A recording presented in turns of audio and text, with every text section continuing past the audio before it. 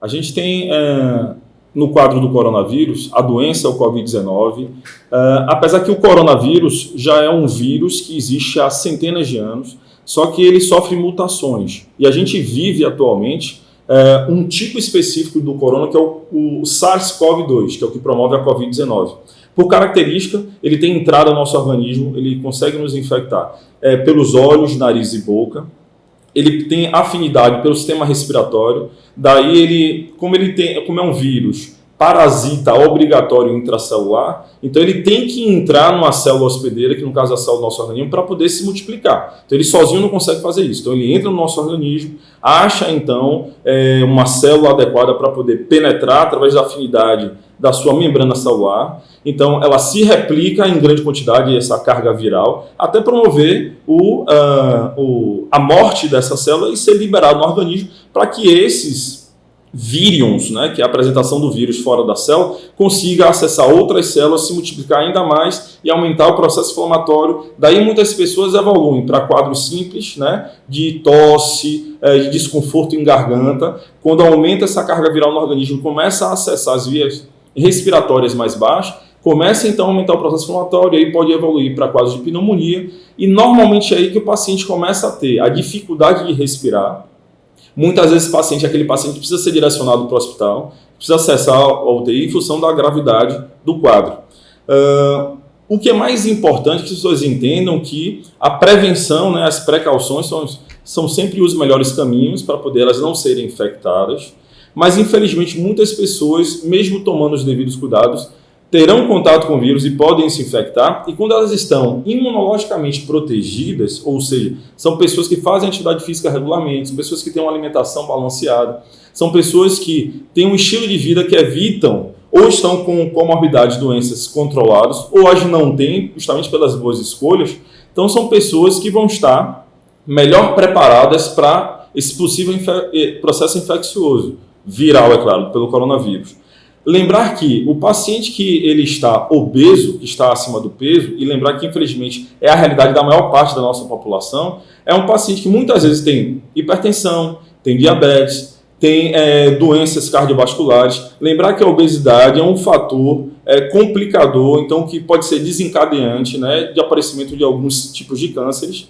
E uma informação importante: o paciente que tem o tecido adiposo aumentado, aquele paciente com aumento de gordura, ele vai, toda vez que ele ganhar gordura, ele vai formar uma nova célula de gordura, que é chamada de adipócito. Essa célula vai se encher de gordura, e em todo esse tecido cheio de gordura, a gente vai ter uma dificuldade de vascularização dessa região, então vai chegar menos oxigênio, menos nutrientes, e essa célula ela vai ser levada à morte localmente. Por quê? Se ela não recebe nutrientes, não recebe oxigênio, então ela acaba morrendo. Quando ela morre, ela libera toda essa gordura na circulação sanguínea, que são os ácidos graxos. Então, esse é um dos motivos, inclusive, que o paciente com aumento de peso tem um aumento da concentração de gordura sanguínea. Só que quando isso acontece, ele aumenta ainda mais o processo inflamatório e diminui ainda mais o sistema de proteção do organismo. Então, vejamos que prato cheio é o paciente com aumento de peso, em que não consegue se defender de uma infecção e não consegue diminuir a inflamação, então naturalmente ele vai ser um paciente muito mais acometido e que vai ter sim os quadros mais graves da doença. Sem dúvida. E aí, junta com isso tudo, imagina toda essa briga interna acontecendo, e aí eu pego, além de tudo, eu faço uma alimentação ruim para sobrecarregar ainda mais o meu organismo que está lá tentando lutar. Então, eu preciso pensar, né, nesses nutrientes de uma forma que eu vou disponibilizá-los para que eles façam a função normal do organismo, para tentar fazer tudo isso que ele precisa fazer. E a gente observa, por exemplo, alguns estudos eles foram feitos com os pacientes que já foram internados pelo coronavírus ou que vieram a óbito por causa do coronavírus e verificaram deficiências nutricionais importantes, como carência de vitamina D, que é uma realidade que a gente tem, inclusive nos países que têm exposição solar, como o Brasil, e deficiência de selênio, que é um nutriente que a gente, aqui no Brasil, a gente encontra facilmente. A maior fonte de selênio que a gente encontra aqui é a castanha do Pará, e não só ela, né? O coco, por exemplo, é um alimento que a gente tem muito disponível aqui na nossa região e também tem uma boa quantidade de selênio. E os vegetais, de uma forma geral, também é fácil da gente atingir a nossa ingesta de selênio. Mas a alimentação do brasileiro, ela tem sido, tem negligenciado muito vários nutrientes. E aí, falando de selênio, é um deles, né, que a gente não, às vezes não atinge a necessidade diária, e ele é extremamente importante para esse processo de controle de inflamação, para a desintoxicação do organismo.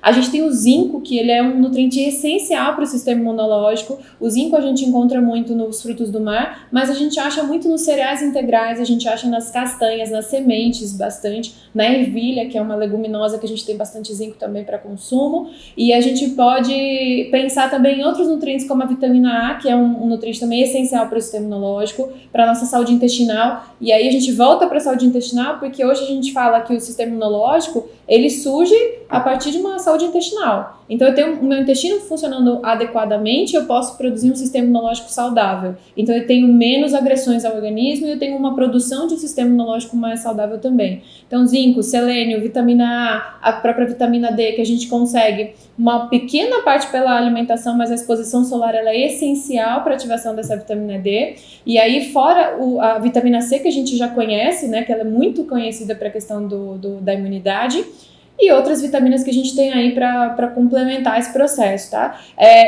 Esses nutrientes aqui, eles são importantes. Agora a gente dá uma reforçada, porque a gente vai precisar bastante, mas no geral, no dia a dia, a gente também precisa deles de uma forma mais para controle de todos esses processos. Por exemplo, a gente está falando de obesidade, de inflamação, das doenças que vêm acometidas pela obesidade. Então a gente precisa ter um controle alimentar, sim, e a hora é agora, né? E é bem interessante perceber como tudo é muito sistêmico, né? Nós somos um ser nós somos um ser social, nós somos um ser psíquico, nós somos um ser biológico, nós somos um ser espiritual. E de uma forma, entende o espiritual não na perspectiva da religião em si, mas a gente precisa entender que nesse momento, como o Kardec mesmo trouxe, né, de que aquele que está mais sistemicamente, né, equilibrado, no tocante à questão do que vai favorecer ou não favorecer você ser ou não mais vulnerável, levar em consideração o quanto, na verdade, nós precisamos estar atentos, né, a todas esses elementos desse sistema, no sistema biológico, como é que você está conduzindo isso, o sistema psicológico, né, esse biológico envolve o nutricional, envolve toda essa perspectiva de que nós somos um ser biológico e, portanto, nós temos que estar implicados para dar o melhor em termos dessa estrutura para nós.